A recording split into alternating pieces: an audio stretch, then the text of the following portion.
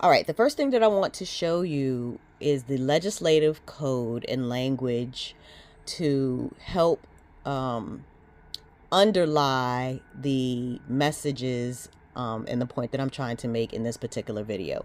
There are some things that I personally have not yet found the full evidence of, but that I have been able to discern based on all of the other available and verifiable information. And what I want to talk about in this video is a blend of religion, covert operations, and the military. So in Article 1, Section 2, Clause 1 of the Constitution, it says the President shall be Commander-in-Chief of the Army and Navy of the United States and of the militia of the several states when called into actual service of the United States. So first you have to understand what a militia is. All right, this is Article 2, Section 2, Clause 1.114, martial law generally. The President shall be Commander-in-Chief of the Army and Navy of the United States and of the militia of several states when called into the actual service of the United States. All right, and then here it talks about martial law can be validly and constitutionally established by supreme political authority in wartime. And then it cites a legal case that justifies the constitutionality of being able to implement martial law. And it says that right here, in this case, the court found that the Rhode Island legislature had been within its rights in restoring to the rights and usages of war in combating insurrection in that state. So now you need to understand what an insurrection is.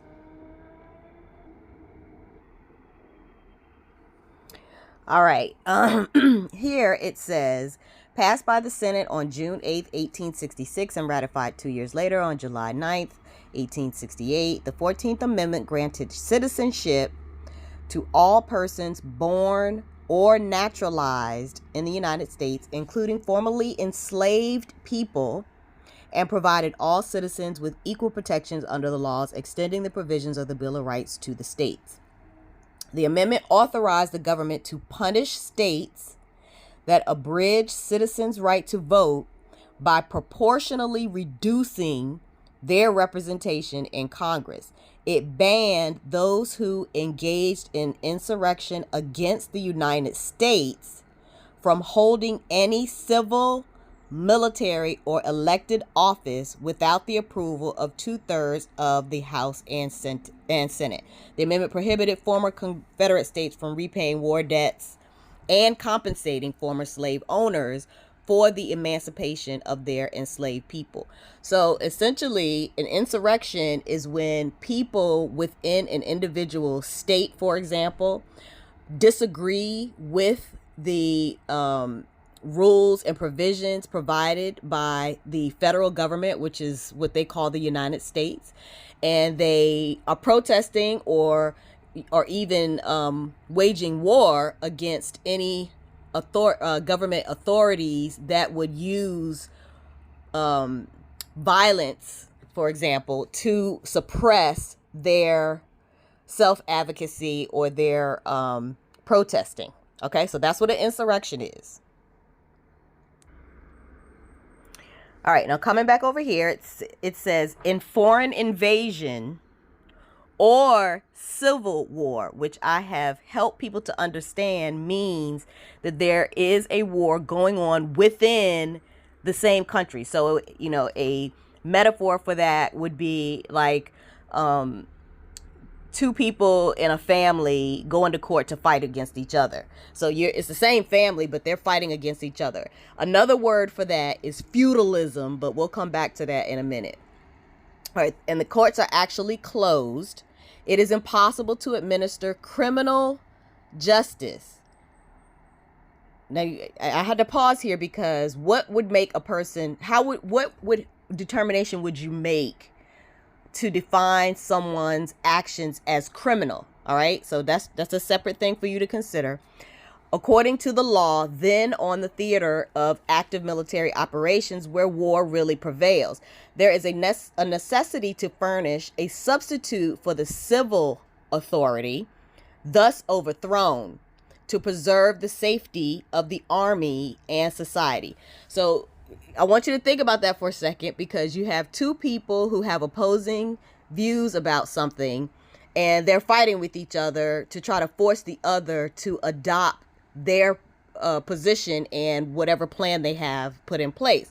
So when you're fighting people, you're not usually negotiating or talking to them about what the problem is. You're just fighting. So you have to put into complete context what they mean when they're talking about a civil war. They're not talking about literal bloodshed and people shooting each other. They're talking about something else, okay? Thus overthrown to preserve the safety of the army and society, and has no power, and as no power is left but the military, it is allowed to govern by martial rule until the laws can have their free course. So essentially, it's saying holding people hostage, because that's the only way the military would be able to wield any power against the people, is if they were to put them in fear and jails, to incarcerate them in some way until they decide, okay, I'm going to agree with you, and I'm not going to fight anymore, right? That makes sense, right? Okay. As necessity creates the rule, so it limits its duration. So you don't know how long it's going to last. For if this government is continued after the courts are reinstated, how would that happen? How would the courts then be reinstated if you're in war? Okay. It is a gross usurpation of power. Martial rule can never exist where the courts are open and in proper and unobstructed exercise of their jurisdiction. It is also confined to the locality of actual war. So they're saying that if a militia is put in place to quell an insurrection, that area essentially should be jurisdictionally segregated for whatever is happening there to happen, to try to get some order in that area so that everybody else is not affected and they can go on with their lives, right? Okay, that's my interpretation.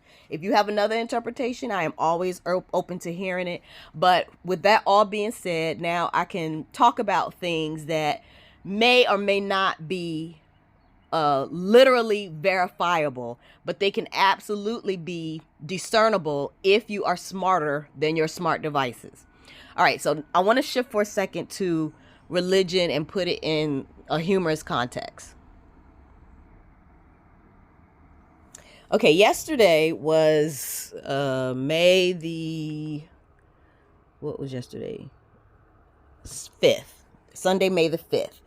And Deja was home for the weekend. And so we went on a mommy-daughter date, something that I used to do with my kids before 2019.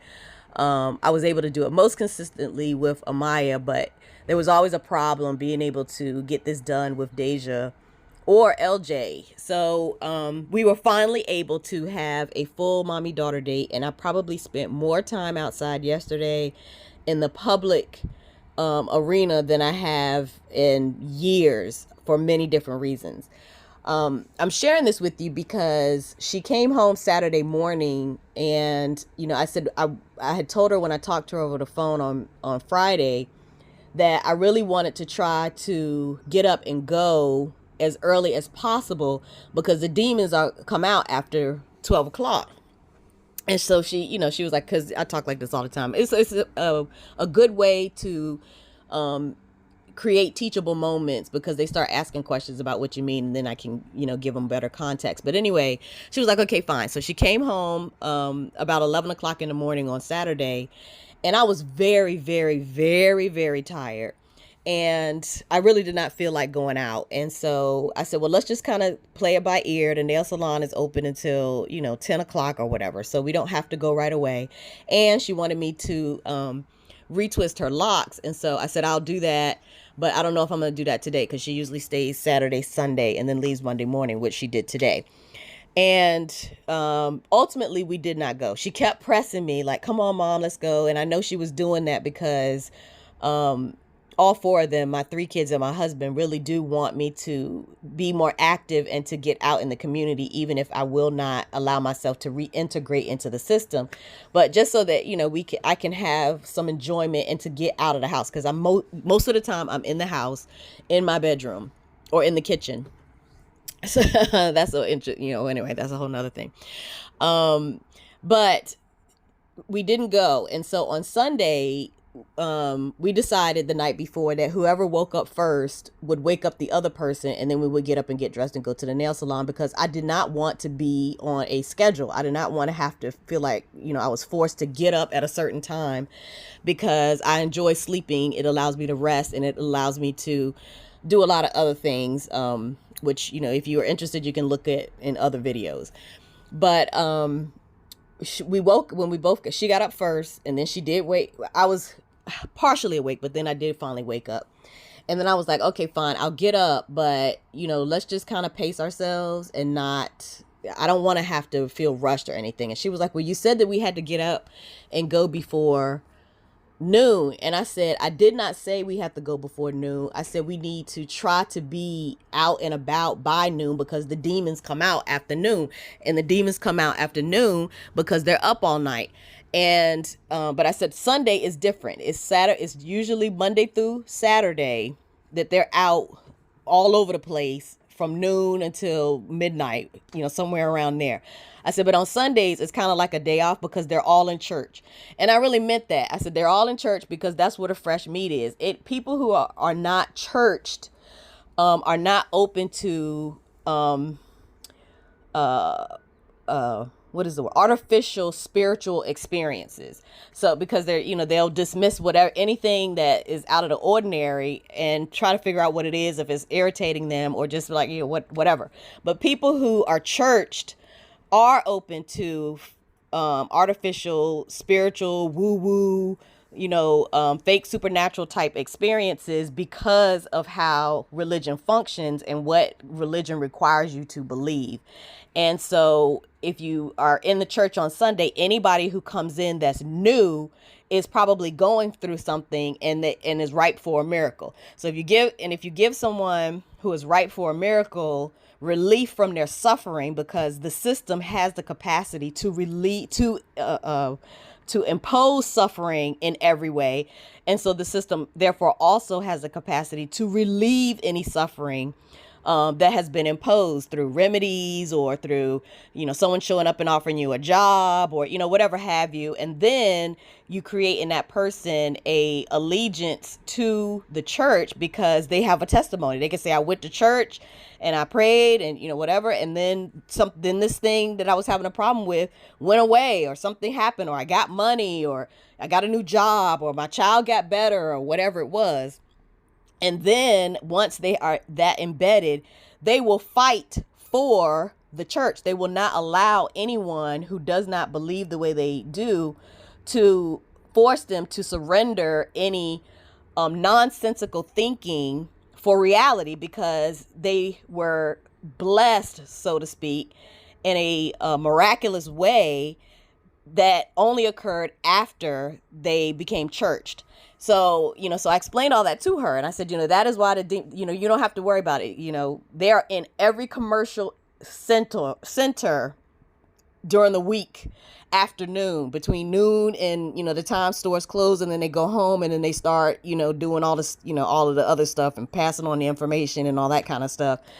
And if they can find people in the community through engaging them civilly, then they can determine if they are ripe for a miracle, and can send someone to proselytize to them in a way that they can cause a small enough miracle to occur that they are drawn into church, where then again they can be more deeply pulled into that mindset. So this is what they call PSYOPs. And they talk about PSYOPs even in the budget hearings, but you just have to know what that is. Now, that part can be verified. What I cannot verify is what I'm about to show you, but I can discern that this is the case based on the experience that Deja and I had while at Lynnhaven Mall yesterday. And I want to give a shout out to Ann, because I thought to myself as I wanted to pull this together, I wish I had taken my own footage of the mall in order to explain this while we were there yesterday, but we were on a date and there was so much going on, but we went to be able to address my problems at the Apple store, and the only Apple store in this in the Hampton Roads region is at Lynnhaven Mall. So we were at the mall yesterday, and then I had to wait an hour and a half before they would see me, so we had a lot of time to walk around, which we decided would be good for me, because I don't do as much walking as I did yesterday, because I'm usually so tired from all of the stuff that I'm exposed to every day. So let me share this video and sort of talk through what it looks like to be at a ground zero military installation that is set up like a regular civic commercial environment.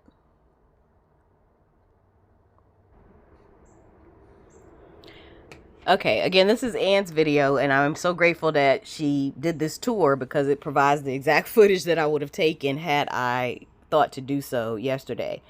But first of all, I want you to think about what it looks like when you enter a secure military installation. Usually you have to go through a gate, and you have to be authorized in order to be able to proceed onto the base. You have to, demonstrate that you have clearance in order to proceed onto the base.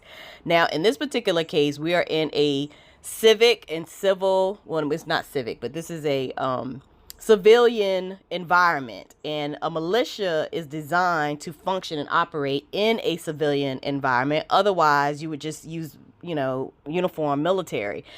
So when you are in a environment where people are contained, then you can set up civilly a gateway process using all of the technology that is now available. Of course, all of this stuff wasn't available in this way in the past, but it has caused me to question why malls were developed in the first place, when used to be open spaces like town centers and so forth, but then they wanted to enclose everybody into one building, and then thousands and thousands of people could be in the mall at any given time. So with that in mind, first, I'm going to tell you that when we go into the mall here, you see T-Mobile is clearly marked outside, and my daughters helped me to realize that people do not realize that Lynnhaven Mall used to be 2 levels. It isn't anymore. You can't get to the second floor, but there are absolutely floors at the second level, because it's how the mall is built. So as you look at this T-Mobile store on the lower level, you can see in the way that the build, because this primary structure that they renovated is still in place. They didn't tear the mall down to renovate it. So you can see that it's clearly designed so that there are 2 levels, and there were 2 levels, but you cannot get to the second floor anymore. And I suppose that was also a business decision, because there are closed stores in the mall, which is significant, and I'll talk about it when we get in there. But if you can't fill all of the stores on the first floor, it doesn't make sense that you would have 2 floors open, because then when people are moving through the mall, you have more dead space, and that, people are concerned about that, and they didn't want that. And it's not necessary. The mall is huge. All right, so let's have Ann walk us up to the mall. Now, you see the poles in front of the entrance, which are supposed to be there to prevent people from driving into the mall with their cars. But the same protection is not available for the T-Mobile store or Meze over on the other side. They do not have the same coverage. And so I suspect there's something else in these poles, because they're metal, as well as in this particular garden area, because it also has metal. Now, when you walk into the mall, you see that, I don't know if you're going to be able to see it on the video here, but there is a Verizon store immediately to the right, which is directly across from the T-Mobile store. Now, if you think in terms of commercial marketing, it makes absolutely no sense to have competitors of the same business and services directly across from each other. A little bit further down in the food court, which you will not be able to see in this video, is the AT&T store. So that's their positioning. At the beginning of the hallway, on the right side is the T-Mobile store, and on the left side is the Verizon store. So this is an entry point for people who are equipped with the kind of technology to do what they are tasked to do when they enter the malls.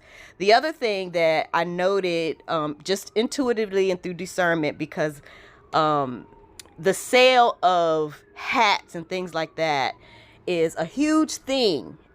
People love to buy hats. And to the left, she only pans over very briefly, is a lids shop.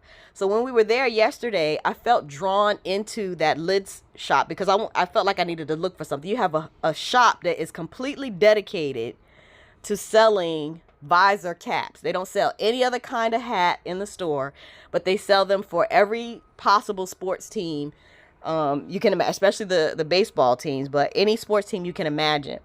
And I got this sense that for people who are in there to canvas for women, potential breedable women, I guess that's just the way, I just have to say it like it is, can go into the store with their phones or their specific devices and check in and maybe even get a list of what IMEIs, which is your unique cell phone number, are accessible within the mall at that moment that they can choose to target. The reason why I came to this idea is because I noticed that there are several cell phone repair and cell phone case kiosks all throughout.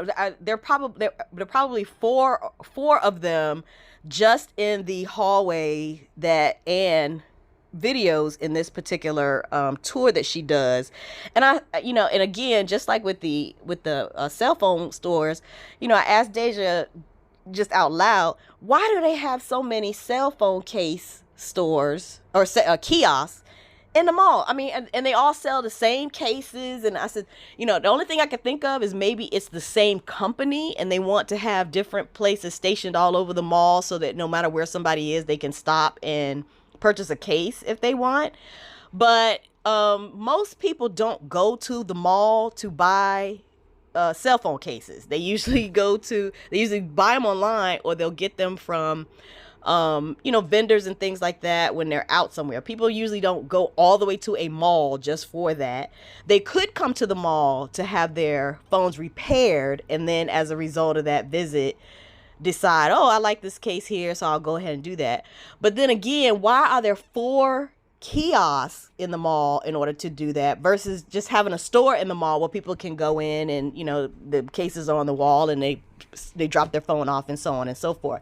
So I think about these kinds of things because it means something that there are this many stations within the mall that offer the exact same service and product. It makes no sense.